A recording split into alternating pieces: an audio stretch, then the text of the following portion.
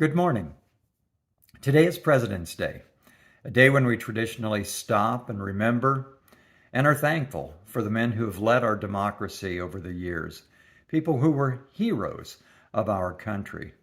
It made me stop and think about this concept of heroes, and I was reminded of a trip I took with my father about 30 years ago.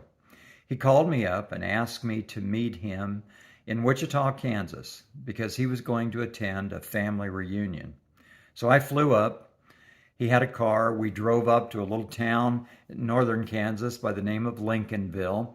And there we met a bunch of people I had never met before, spent a day with them, heard stories, went out to some graveyards and saw some tombstones of ancestors. And then we headed back. We made a couple of stops along the way, but he said, before we get back into Wichita, there's a place I need to go. There's a man I need to see. And so we stopped at a small assisted living facility, kind of in the middle of nowhere. He told me he was there to see a man by the name of Carl Strader. This man had been a childhood friend of his when he was growing up in Kansas. And when they were 16 years old, they had gone out to a local swimming hole, Little Creek, and potentially under the influence of alcohol, Carl had jumped into water that was too shallow, head first, broken his neck, and he became a quadriplegic for the rest of his life.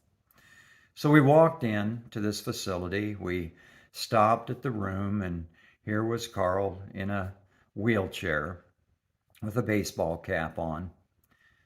And Dad proceeded to have a conversation with him. And as he was wrapping it up, he said to Carl, "I want you to know you've always been my hero."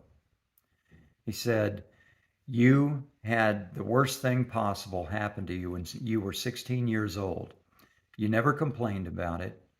You faced it courageously. Carl had gone on to get married, to find a way to make a living in some way, and had had a positive attitude his entire life.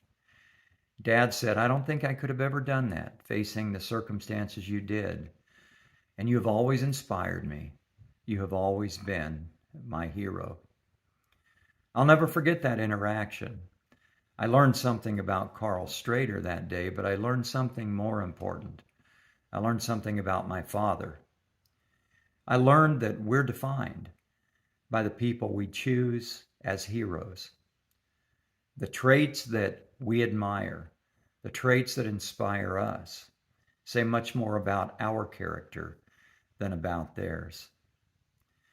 When we think about heroes, in the country we live in today, we spend most of our time trying to find dirt on the heroes of the past, finding reasons to eliminate them from the category of heroes because they were flawed men. The fact of the matter is, there are no other kind of men and women. We're all flawed. There's a list of the heroes of faith in the book of Hebrews. One of those heroes is Abraham, a man who tried to convince people around him that his wife was his sister, and he gave her to these people so that they wouldn't kill him. One of those heroes was Moses, a guy who murdered someone and then ran away so that he wouldn't get caught. Another one of those heroes was David, a man who slept with another man's wife and then killed that man. And yet all of them are considered to be heroes because they overcame their flaws. They overcame their sin. They overcame those weaknesses inside of them. And they did things that were extraordinary in their lives.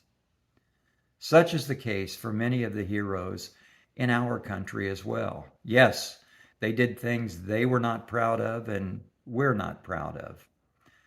But they overcame those things and did extraordinary deeds that caused our country to thrive and to be the place where we can live in freedom today.